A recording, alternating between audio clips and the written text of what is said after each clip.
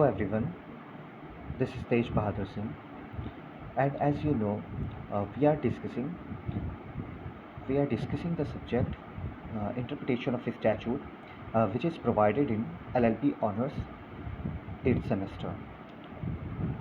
So हम लोग discuss कर रहे थे इंटरप्रिटेशन ऑफ स्टैचूट के यूनिट 1 और यूनिट 1 में तो थोड़ा हिस्सा ही दिया हुआ है, लेकिन basically it is provided in unit 2 के अंडर दिए हुए एक टॉपिक को, which is general clauses act 1897 में हम कुछ प्रोविजंस पढ़ चुके थे, हम डेफिनेशनल क्लॉज पढ़ चुके थे और हमने स्टार्ट किया था जनरल रूल्स ऑफ कंस्ट्रक्शन। और ये कहाँ से कहाँ तक दिया हुआ है? You can see it on screen. That is question number 5. It talks about general rules of construction. ये section 5 से section 13B तक दिया हुआ है। आज हम कोशिश करेंगे जनरल रूल्स ऑफ कंस्ट्रक्शन को पढ़ने की और हम इस पूरे पोर्शन को कवर करेंगे। Okay, so let's start from section 5.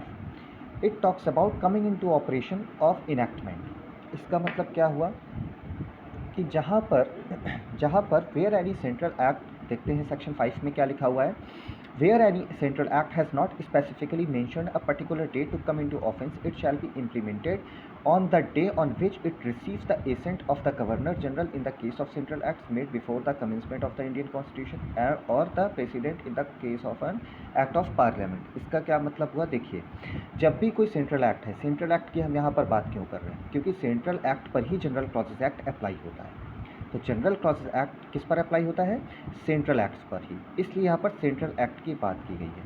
तो यहाँ पर यह कहा गया है कि अगर किसी सेंट्रल एक्ट में ये मेंशन नहीं है कि वो किस पर्टिकुलर डेट को इन्फोर्स्ड होगा, यानी कि अप्लाई होगा, तो ये उस दिन अप्लाई होगा जिस दिन उसे जो गवर्नर जनरल है, हम बात कर रहे हैं ब्रिटिश राज के टाइम की, जो क्योंकि हमारे कई सारे एक्ट्स हैं, जैसे आप कह सकते हो कॉन्ट्रैक्ट एक्ट, एविडेंस एक्ट, जो कि उस टाइम के हैं। तो जब इन्हें गवर्नर जनरल की जो है एसेंट मिली थी, और अगर वो कॉन्स्टिट्यूशन के कमेंसमेंट के बाद हैं, तो जब उन्हें प्रेसिडेंट की मिलती है एसेंट। देखिए यहाँ पर आप समझने की कोशिश करिए, जो भी बिल आता है पार्लियामेंट में, बिल सबसे पहले दोनों सदनों में पास होता है, दोनों हाउसेस में पास होता है, और फिर उसके बाद प्रेसिडेंट के एसेंट के पास जाता है। पहले वो गवर्नर जनरल के एसेंट के पास जाता था। तो यहाँ पर ये बात कही गई है कि अगर कोई स्पेसिफिक डेट नहीं दी हुई है, तो जिस दिन उसे एसेंट मिल जाएगी उस बिल को, प्रेसिडेंट की या गवर्नर जनरल की मिली थी, उसी दिन से उसे इन्फोर्स्ड माना जाएगा और जिस दिन से ऑफिशियल गैजेट में पब्लिश किया जाएगा। ठीक है, उसके बाद इसका देखिए एक एग्जांपल दिया हुआ है कि द कंपनीज एक्ट 2013, जो कंपनीज एक्ट था, वो उसने जो है प्रेसिडेंट की एसेंट उसे कब मिली थी? 29 अगस्त 2013 को, जब वो पास हुआ था, और ऑफिशियल गैजेट में 30 अगस्त को नोटिफाई किया गया। तो अब इसका जो इन्फोर्समेंट डेट क्या है? इसकी इन्फोर्समेंट डेट है कंपनीज एक्ट 2013 की, बेसिकली ये मानी जाएगी 30 अगस्त। ठीक है, क्योंकि ये इस दिन पास हुआ था।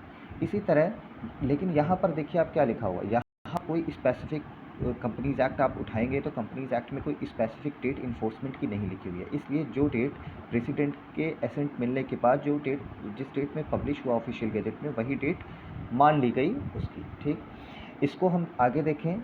सेबी में एक और इसका एग्जांपल यहाँ दिया हुआ है। सेबी में क्या लिखा हुआ है कि SEBI issue of capital and disclosure requirements 5th amendment regulation 2015 जो था इसका, वो एक नोटिफिकेशन के थ्रू इशू किया गया, और वो इशू किया गया कब? 14 अगस्त 2015 को। लेकिन इसमें एक बात और भी लिखी हुई थी, it was written in it that it will take effect from 1 January 2016। अब देखिए यहाँ पर इन्फोर्समेंट की डेट क्लियरली मेंशन है कि ये 1 जनवरी 2016 से इफेक्टेड होगा। तो यहाँ पर जो भी वो एसेंट हुई और जो ऑफिशियल गैजेट में जो डेट आई, जिस डेट को वो ऑफिशियल गैजेट में आया, उससे यहाँ कोई लेना देना नहीं है, क्योंकि यहाँ पर एक्सप्रेसली मेंशन है कि ये इस डेट से इफेक्ट में आएगा। तो यहाँ पर अगर हम देखें, यहाँ पर बेसिकली क्या है कि वो जो है जो इफ़ेक्ट में आएगा वो 1 जनवरी 2016 से आएगा। इस सेक्शन को हमने लास्ट क्लास में भी डिस्कस किया था, बस ये एक रिवीजन के लिए था। अब देखते हैं हम section 6। Section 6 talks about where any central legislation repeals any act the repeal shall not. अब देखिए यहाँ पर क्या है, इफेक्ट ऑफ रिपील की बात की गई है। जनरल क्लॉजेज एक्ट का ये बहुत ही इंपॉर्टेंट सेक्शन है, याद रखिएगा, इसको अच्छे से पढ़ने की ज़रूरत है। सेक्शन 6 की हम बात कर रहे हैं, जनरल क्लॉजेज एक्ट 1897 की। It talks about effect of repeal. मान लीजिए किसी एक्ट को रिपील कर दिया जाता है किसी दूसरे एक्ट के थ्रू, अगर उसको किसी सेंट्रल लेजिस्लेशन के थ्रू, मान लीजिए कोई एक्ट आया आज के टाइम पर है, वो इन्फोर्स्ड है, आया था वो 20 साल पहले, एक नया सेंट्रल लेजिस्लेशन आया जिसमें सिर्फ यही बात कही गई कि इस एक्ट को रिपील कर दिया जाता है, या और भी चीज़ें हैं लेकिन एक ये भी बात है। तो वो अगर उसके थ्रू रिपील किया जाता है तो इसका क्या प्रभाव पड़ेगा, ये बात सेक्शन 6 में कही गई है कि what would be the effect of repeal of a legislation. ठीक, let's see the effect. It says the repeal shall not, repeal क्या नहीं, रिपील से क्या फ़र्क नहीं पड़ेगा, the repeal shall not revive anything not enforced और prevail during the period at which repeal is effected. मतलब कि ये बात कही गई है कि जो रिपील है, मान लीजिए कोई लेजिस्लेशन रिपील हो जाता है तो उसकी वजह से कोई भी ऐसा लॉ या ऐसा प्रोविज़न इफ़ेक्ट में नहीं आएगा, ठीक है, या कोई भी रिवाइव नहीं होगा, फिर से रिवाइव नहीं हो जाएगा कोई भी ऐसा लॉ या कोई भी ऐसा प्रोविज़न जो कि इफ़ेक्ट में नहीं था जब तक कि रिपील वाला एक्ट जो है या प्रोविज़न इफ़ेक्टिव था। जैसे कि मान लीजिए आज कोई लॉ है, ठीक, उस लॉ को रिपील कर दिया गया।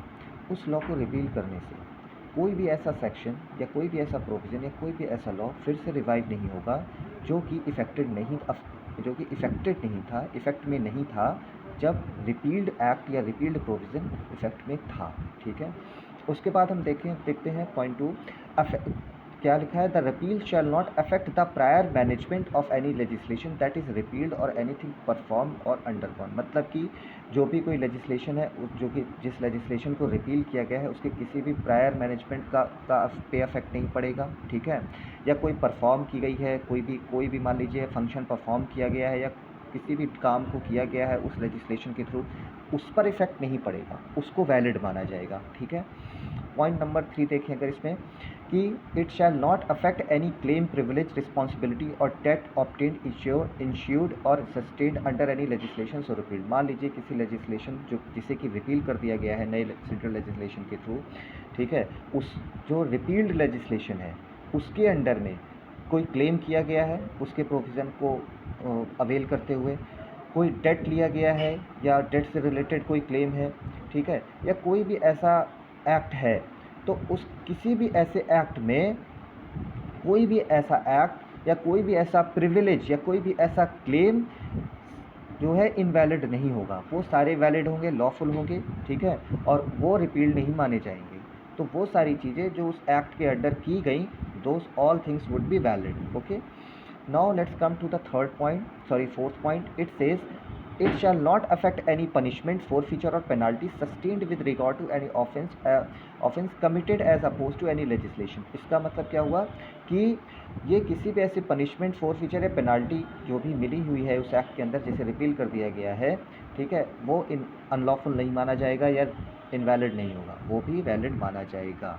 ठीक है, कोई भी इंक्वायरी होती है, लिटिगेशन होता है, रेमेडी होती है उस रिपील्ड एक्ट के अंडर में, ठीक है, तो भी उसे वैलिड माना जाएगा भले ही एक्ट बाद में रिपील कर दिया गया हो। यानी कि उस एक्ट के अंडर में जो भी या उस लॉ के अंडर में जिसे रिपील कर दिया गया है, जो भी किया गया है वो सारा कुछ लॉफुल ही माना जाएगा भले ही वो एक्ट या प्रोविज़न या लॉ रिपील कर दिया गया हो। ठीक, इसके बाद देखते हैं एक केस है, case name is state of Uttar Pradesh versus Hirendra Pal Singh, 2011 का केस है। इसमें कोर्ट ने ये कहा कि जब भी किसी एक्ट को रिपील कर दिया जाता है तो इसे ऐसे माना जाएगा कि ये कभी भी एग्जिस्ट ही नहीं करता था, यानी कि इसे ऐसा माना जाएगा कि ये एक्ट कभी था ही नहीं। लेकिन ध्यान रखिएगा उस एक्ट के अंडर किए गए सारे जो फंक्शंस हैं वो वैध होते हैं। ठीक है, जैसा कि अभी हमने पहले पढ़ा। एक केस था जिसमें ये बात, case name was Kolhapur cane sugar works, Kolhapur cane sugar works limited versus union of India, 2000 का केस था ये। इस केस में ये कहा गया था बेसिकली कि जो सेक्शन 6 है, जो अभी हम इफेक्ट ऑफ रिपील देख रहे हैं, ये और ये रिपील्स के बारे में कहा गया है, ओमिशन के बारे में नहीं। तो रिपील और ओमिशन में डिफरेंस होता है। यहाँ पर रिपील की बात की जा रही है, ओमिशन की बात नहीं की जा रही, ठीक है। इसके अलावा एक इम्पॉर्टेंट केस था इससे related, and the case name was Navrangpura Gram Dharmada Milkat trust versus Ramtuji Ramaji. ये 1994 का केस था। इस केस में कोर्ट ने कहा, कोर्ट का जो ऑब्जर्वेशन था that was repeal of provision is a distinction from deletion of provision. मतलब कि देखिए, किसी प्रोविज़न को रिपील किया जाता है और किसी प्रोविज़न को डिलीट किया जाता है। कोर्ट ने कहा इन दोनों में काफ़ी डिफरेंस है।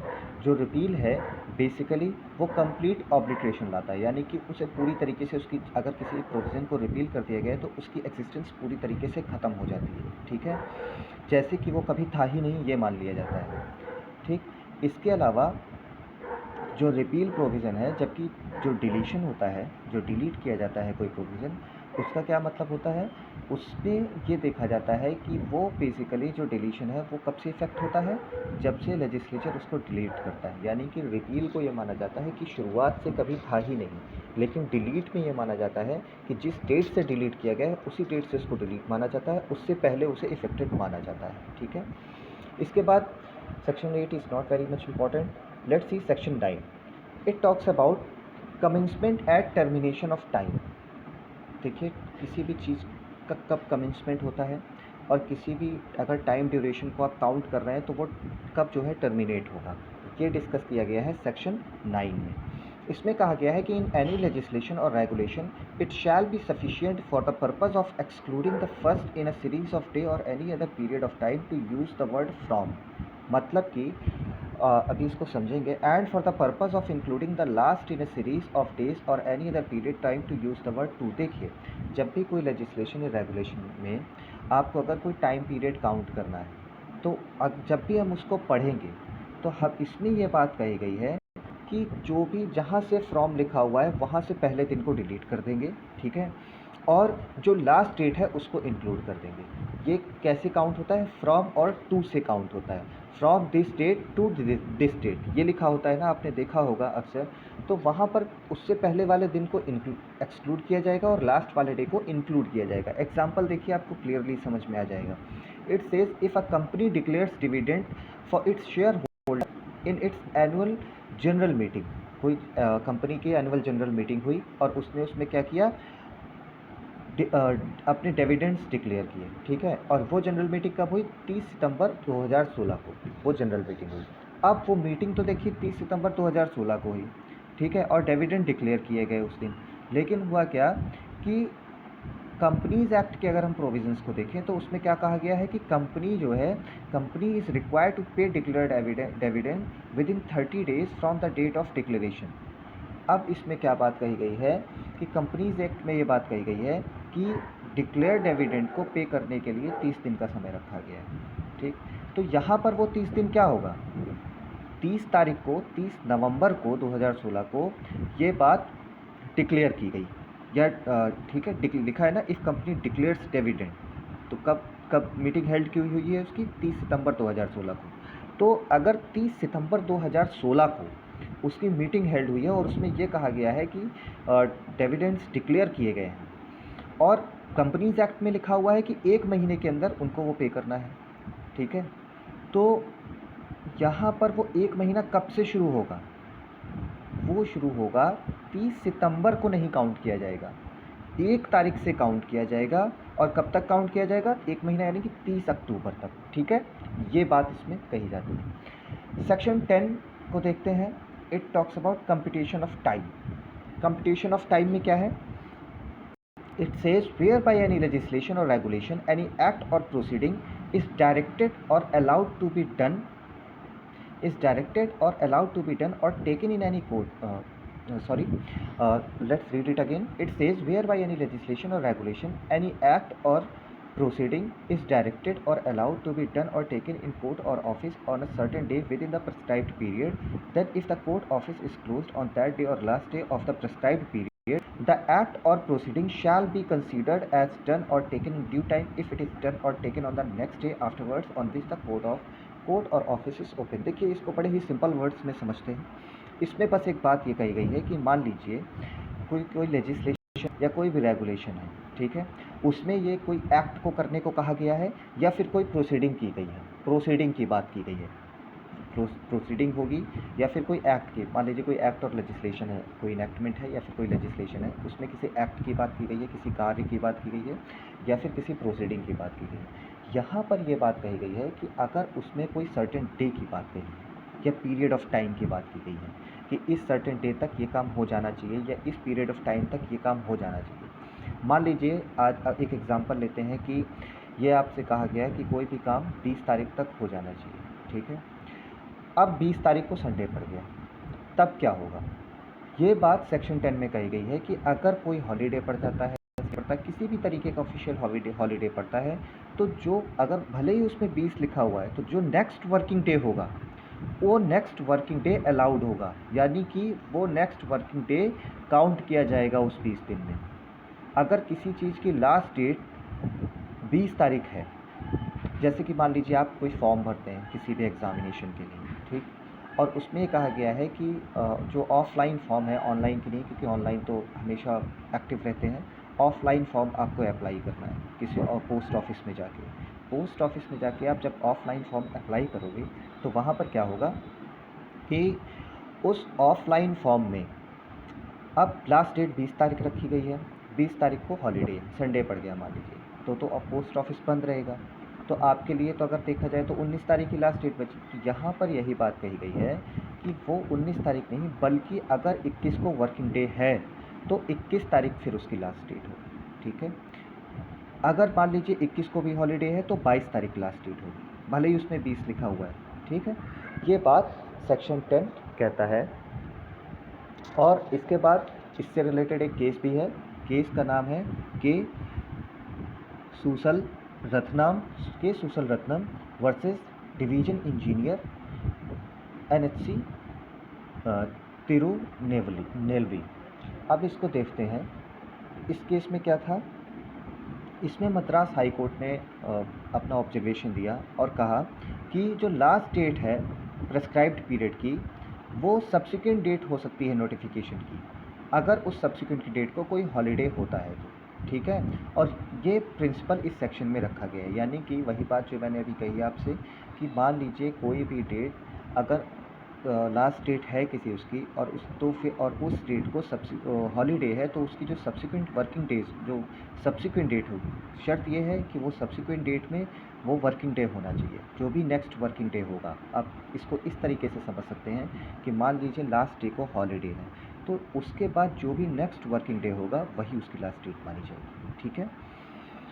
ये बात सेक्शन 10 इस बारे में डिस्कस करता है। इसके बाद हम देखें, अगर सेक्शन 10 को हमने डिस्कस कर लिया, let's talk about section 11। Section 11 में क्या बात कही गई है? It talks about measurement of distances के मेज़रमेंट क्या होंगे, सेक्शन 11 में कहा गया है।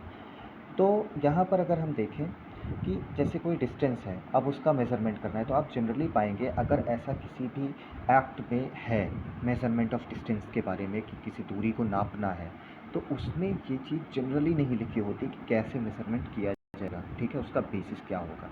इसलिए general clauses act measurement of distances के बारे में बात करता है, ताकि ये चीज़ प्लेन एंड वेरी क्लियर रहे।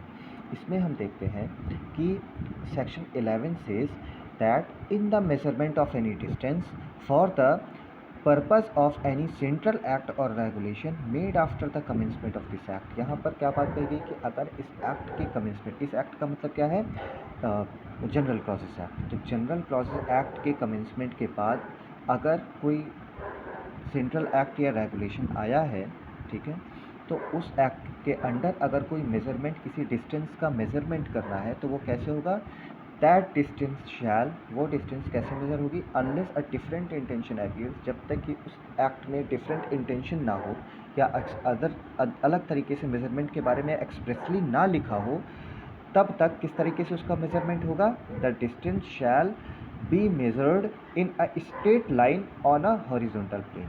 उसका मेज़रमेंट कैसे होगा, उसे एक स्ट्रेट लाइन, एक हॉरिजॉन्टल प्लेन में स्ट्रेट लाइन की तरह मेज़र किया जाएगा। ओके, तो जनरल क्लॉजेस एक्ट बात करता है कि अगर किसी पर्टिकुलर एक्ट में मेजरमेंट ऑफ डिस्टेंस की बात की गई है और उस एक्ट में कहीं भी एक्सप्रेसली ये नहीं दिया हुआ है कि कैसे मेजरमेंट करना होगा, ठीक है, तो वहाँ पर क्या होगा, वहाँ पर उसका मेजरमेंट कैसे होगा, it shall be measured in a straight line, एक स्ट्रेट लाइन के तौर पर, एक हॉरिजॉन्टल प्लेन पर, एक हॉरिजॉन्टल प्लेन पर एक स्ट्रेट लाइन के तौर पर उसका मेजरमेंट किया जाएगा। ठीक है, तो ये बात कही गई है सेक्शन 11 में जनरल क्लॉजेस एक्ट के। इसके बाद सेक्शन 13 को देखते हैं सीधे। Section 13 talks about gender and number. देखिए बहुत कन्फ्यूज़न होता है इसमें जनरली, ठीक है। कन्फ्यूज़न कैसा होता है, जनरली होता क्या है कि कहीं पर हम अक्सर बात करते हैं आईपीसी में ही लिखा है, हालांकि आईपीसी में ये चीज़ क्लियर है, लेकिन कई सारे एक्ट्स में ही लिखा हुआ है, तो उसमें एक बात आती है कि इसमें ही का मतलब शी होगा कि नहीं होगा, ठीक है। या फिर मान लीजिए लिखा हुआ है कि if a group of mens conduct this thing, या if a group of mens commit this things और एक्ट्स थ्रू दिस वे, तो वहाँ पर हमारे मन में ये क्वेश्चन आता है कि यहाँ पर सिर्फ ग्रुप ऑफ मैन के बारे में कहा गया है या फिर एक सिंगल पर्सन पर भी ये चीज़ एक अप्लाई होती है। तो इस चीज़ को किया गया है under section 13 which talks about gender and number. अब इसको समझने की कोशिश करते हैं, क्या है इसमें। In all legislations and regulations unless there is anything repugnant in the subject or context. ये बात कही कि किसी भी लेजिस्लेशन या रेगुलेशन में जब तक कि एक्सप्रेसली कुछ अलग नहीं कहा गया है, ठीक है, जब तक कि एक्सप्रेसली इस चीज़ को डिस्टिंग्विश नहीं किया गया है, तब तक जनरल सेंस में क्या समझेंगे इस चीज़ को कि the words importing the masculine gender shall be taken to include females. जैसे अगर मतलब कि जो भी उस एक्ट में या उस लॉ में जो भी मैस्कुलिन जेंडर के बारे में कहा जाएगा उसमें हम फीमेल्स को भी मानेंगे, या इसका मतलब ये है कि अगर कहीं पर ही वर्ड का यूज़ है तो उसमें शी भी इंक्लूड किया जाएगा। उसमें ये मानेंगे कि ये जैसे कि मेल्स के लिए एप्लीकेबल है वैसे ही फीमेल्स के लिए। देखिए एक्ट में किसी भी लॉ में हर बार ही और she, he oblique she use करना थोड़ा सा अजीब लगने लगता है, इसलिए कई बार लॉ में हमें लेजिस्लेशंस में क्या मिलता है, सिर्फ ही वर्ड का यूज़ मिलता है, ठीक है। तो वहाँ पर ही इंक्लूड शी, ये याद रखिएगा, ठीक है। इसका सब क्लॉज 2 देखते हैं, अरे सॉरी, इसका पॉइंट नंबर 2 देखते हैं। It says words in singular shall include the plural and vice versa. मतलब कि कहीं पर अगर एक सिंगुलर टर्म का यूज़ है, सिंगुलर वर्ड यूज़ किया गया है तो उसे प्लूरल भी माना जाएगा। यानी कि जहाँ पर एक कोई पर्सन एक्ट कर रहा है वहाँ पर अगर कई पर्सन एक्ट कर रहे हैं तो दोनों बातें एक ही मानी जाएगी। या फिर कहीं अगर प्लूरल का यूज़ है और वहाँ पर सिंगुलर के लिए अप्लाई करना है तो सिंगुलर के लिए वो अप्लाई हो जाएगा। So today we have discussed from section 6 to section 13. Okay, section 5 to section 13. Section 5 to section 13 talks about general rules of construction.